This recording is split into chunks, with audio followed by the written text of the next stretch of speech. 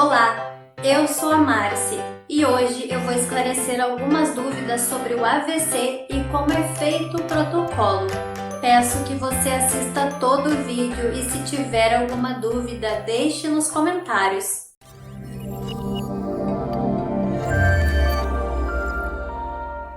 O acidente vascular cerebral é uma das maiores causas de morte e morbidade do mundo. É uma patologia de evolução rápida que demanda ação pontual e cuidadosa, além de rapidez, por parte da equipe médica em um hospital.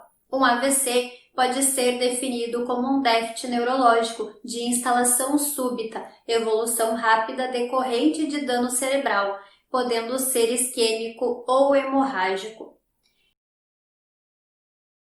Tipos de AVC.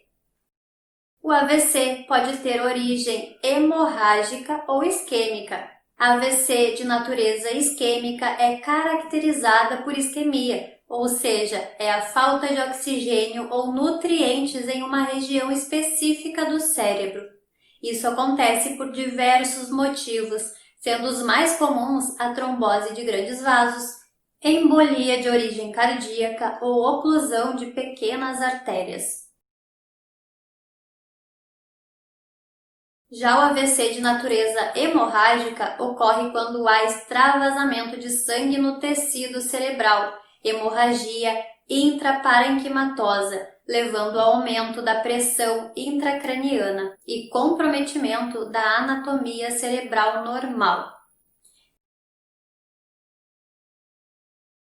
Diversos hospitais estabelecem o protocolo de AVC, que é um conjunto de medidas para o atendimento rápido e eficaz de um paciente com suspeita de AVC. Estudos mostram que o atendimento rápido e focado reduz a mortalidade e morbidade de pacientes com AVC. Sinais de alerta de AVC. O protocolo de AVC se inicia com a percepção dos sinais de alerta de AVC, ou seja, quando um paciente exibe alguns sinais e sintomas que podem levar a esse diagnóstico. Dificuldade repentina de falar, perda visual súbita principalmente unilateral, perda súbita do equilíbrio ou dificuldade para andar, cefaleia súbita e o rebaixamento do nível de consciência. Instalação do protocolo de AVC. Alguns hospitais possuem código de AVC, ou seja, um código que deve ser acionado quando existe a suspeita do paciente apresentar um AVC. Esse é o caso do Hospital Sírio-Libanês e o Hospital Oswaldo Cruz, ambos em São Paulo. Esse código é acionado para que a equipe multidisciplinar se concentre nas medidas necessárias para o diagnóstico e início do tratamento do paciente. Medidas iniciais do protocolo de AVC. Quando um paciente apresenta os sinais iniciais já descritos, são tomadas algumas medidas. O objetivo dessas medidas é justamente triar o paciente e iniciar o tratamento o mais rápido possível. 3 medidas simples, denominadas escalas de suspeitas de AVC, devem ser realizadas da seguinte forma, avaliando-se as seguintes áreas. Face. Peça para o paciente dar um sorriso e analise se existe desvio na boca. Força. Solicite ao paciente que eleve os 2 braços. Fala. Peça ao paciente que diga uma frase simples como "O dia está bonito" e veja se a fala apresenta alterações. O enfermeiro da triagem, seguindo o protocolo Manchester, poderá verificar a existência de um ou mais itens alterados dessa lista, somados a outros sintomas. Caso você tenha alguma dúvida sobre o protocolo de Manchester, eu vou deixar o link desse vídeo aqui na descrição. É importante saber quando os sintomas iniciaram, pois o código de AVC poderá ser acionado ou não, dependendo do tempo que passou. Quando esse período de tempo é desconhecido, o código de AVC deve ser acionado, bem como sintomas iniciados há 12 horas ou menos. É importante também avaliar o paciente em relação ao seu histórico médico. como por exemplo, se ele possui comorbidades como pressão alta, diabetes, dentre outros, além do uso de medicamentos e eventos recentes como cirurgias e traumas. O exame neurológico inicial deve ser realizado pelo neurologista por meio da escala de AVC e a escala de coma de Glasgow. Déficit não contemplado por essa escala devem ser anotados. Exames diagnósticos. É sempre importante que o paciente seja encaminhado a exames diagnósticos em casos de AVC.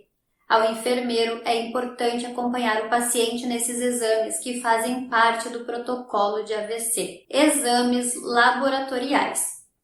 Dentre os exames laboratoriais solicitados deverão estar hemograma completo, glicemia, ureia, creatinina, TP, TTPA, CPK, CKMB, TGO, TGP e gama-GP. Em casos específicos, podem ser solicitados exames de gravidez, dosagem de álcool e drogas, além de pesquisa de trombofilias.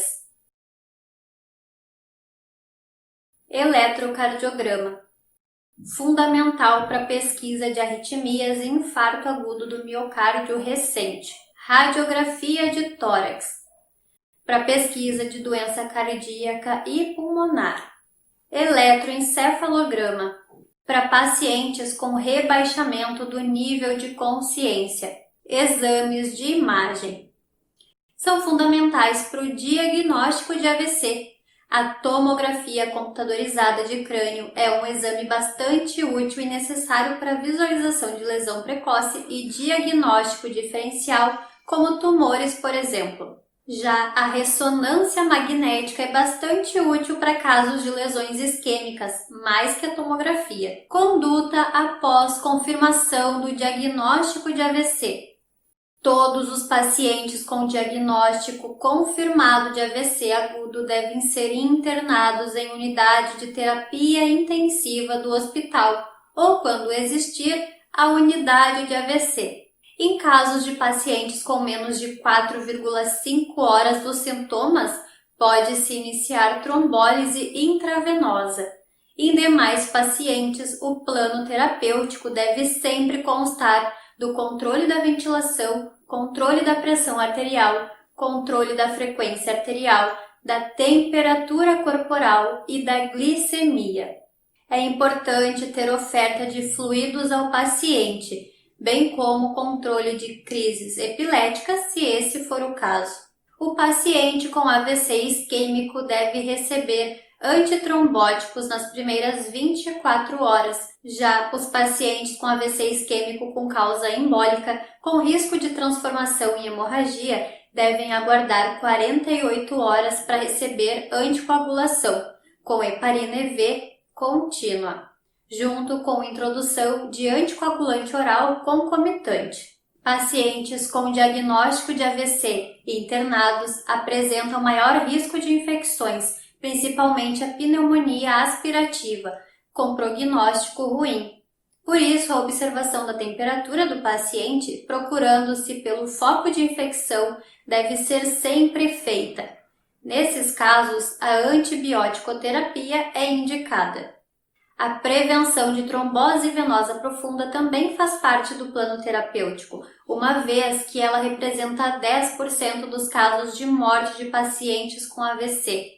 É recomendado o uso de meias elásticas e o uso de heparinoides de baixo peso molecular. Também a prevenção de lesão por pressão em pacientes que permanecem internados por um tempo maior deve fazer parte do plano terapêutico. Além da utilização de colchões anti-escaras adequado, é necessário realizar a mudança de decúbito em intervalos regulares de 2 em 2 horas. Critérios de alta. Para alta, o paciente deve estar estabilizado com o AVC corretamente investigado e com prevenção secundária instituída. O tratamento poderá ser continuado em âmbito ambulatorial, com os cuidados sendo passados pela equipe multiprofissional. Espero que esse vídeo tenha te ajudado. Compartilhe com seus amigos e familiares para que mais pessoas tenham acesso a esse conteúdo. E eu espero você no próximo vídeo. Até lá!